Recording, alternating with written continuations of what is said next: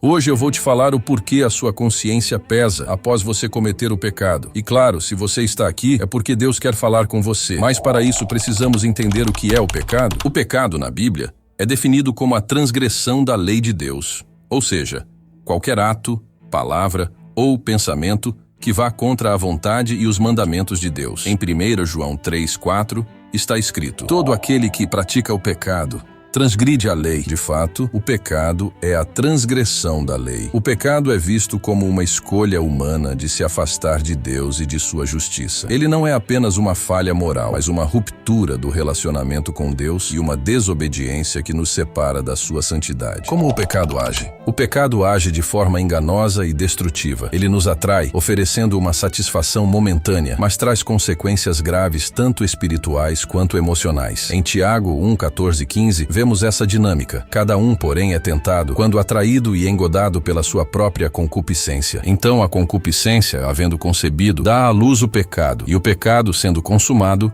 gera a morte. Ou seja, o pecado começa como uma tentação, e ao ser consumado, ele causa um dano espiritual, levando à morte espiritual, que é a separação de Deus. Por que a consciência pesa após cometer o ato?